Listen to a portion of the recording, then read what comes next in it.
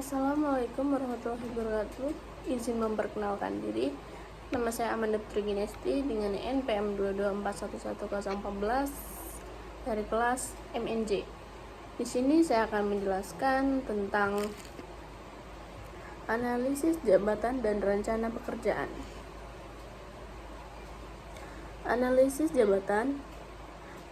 jabatan adalah proses untuk mengumpulkan, menganalisis dan menafsirkan informasi tentang suatu jabatan.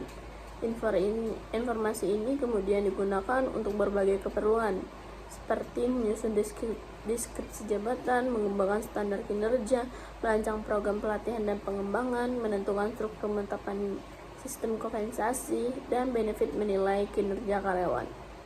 Mengidentifikasi kebutuhan rekrutmen adalah dari seleksi. Landasan utama kegiatan MSDM adalah 1. Manusia sebagai aset yang berharga bagi organisasi. Oleh karena itu, organisasi harus mengolah SDM secara efektif dan efisien untuk mencapai tujuan organisasi. 2. Manusia sebagai makhluk sosial. Manusia adalah makhluk sosial yang membutuhkan interaksi dalam hubungan orang lain.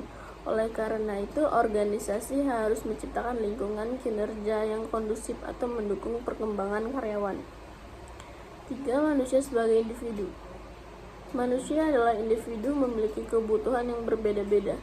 Oleh karena itu, organisasi harus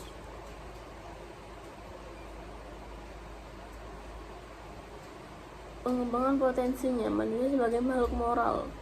Manusia memiliki nilai moral yang harus dihormati.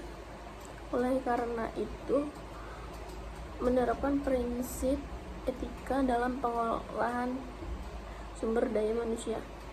Pelaksanaan analisis jabatan. 1. Mengidentifikasi tujuan analisis jabatan. Langkah pertama adalah mengidentifikasi bervariasi tergantung pada kebutuhan. 2. Mengumpulkan informasi tentang setelah tujuan analisis jabatan, mengelilingi informasi tentang jabatan. 3. Menganalisis informasi jabatan. Setelah informasi tentang jabatan, informasi tersebut, fungsi jabatan yang menafsirkan informasi adalah jabatan. 5. Menyusun laporan analisis. Langkah terakhir adalah menyusun laporan analisis jabatan yang berisi informasi tentang jabatan yang dibutuhkan untuk misi jabatan, kondisi kerja yang terkait dengan jabatan, dan kesimpulan. Mengidentifikasi jabatan yang akan dianalisis. Metode yang dapat dilakukan dapat berupa wawancara, kuesioner, observasi, catatan, dan karyawan. Kombinasi antara metode-metode tersebut. Ada 3 aspek yang perlu menjadi perhatian dalam melakukan analisis ini, antara lain deskripsi, spesifikasi, evaluasi kerja di jabatan tersebut. Deskripsi jabatan, job description atau deskripsi jabatan, merupakan informasi tertulis yang berisi uraian pekerjaan, tanggung jawab, hubungan dengan pekerjaan, dan berbagai hal mengenai sebuah jabatan di organisasi. Deskripsi pekerjaan ini harus dijabarkan dengan jelas agar karyawan bisa mengetahui tanggung jawab pekerjaan yang harus mereka capai. Nantinya, deskripsi jabatan ini menjadi dasar atau pedoman supaya karyawan Anda dapat bekerja secara jelas, struktur, dan efisien. Spesifikasi pekerjaan.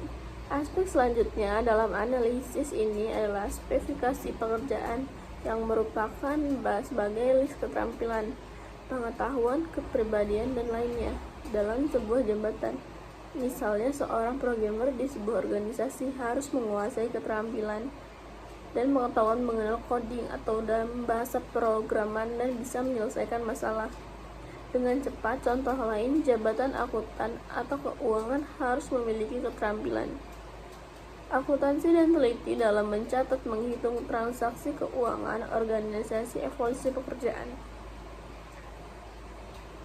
Dalam evaluasi, jabatan akan dinilai kesulitan dan kemudahan tugasnya serta besar tidak resiko yang ditanggung. Biasanya pekerjaan yang sulit resikonya besar dan ranking jabatannya tinggi, maka gaji yang diberikan semakin besar, seperti C-level. Manajer sebaiknya jika sebuah jabatan memiliki resiko ringan atau tanggung jawab. Jawabnya sudah makan gaji tidak besar, jabatannya rankingnya lebih tinggi. Penggunaan informasi, analisis jabatan.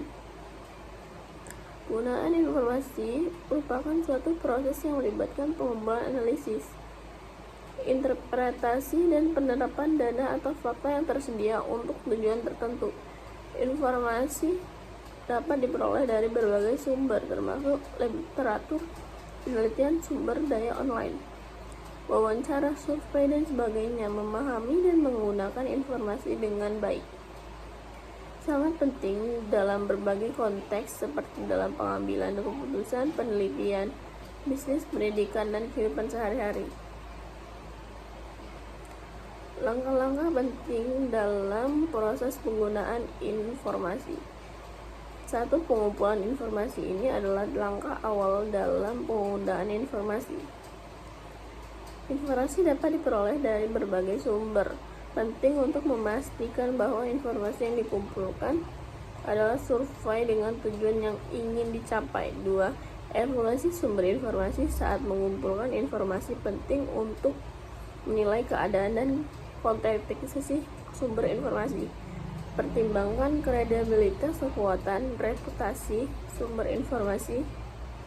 Analisis informasi. Setelah mengumpulkan informasi, langkah-langkah berikutnya atau pola atau tren menghubungkan informasi dengan tujuan Anda. 4. Interpretasi informasi melibatkan memberikan makna pada informasi yang telah dianalisis. Bisa melibatkan menghubungkan informasi dengan karena referensi Anda atau konteks yang relevan. 5. Pengambilan keputusan informasi yang tepat yang digunakan sebagai dasar mengambil keputusan ini dapat berhubungan dengan bisnis, kehidupan pribadi, atau bidang lainnya yang sesuai. 6. Komunikasi informasi. Kadang-kadang penting untuk berbagai informasi melibatkan kemampuan untuk mengomunikasikan temuan dan keputusan Anda dengan jelas dan efektif.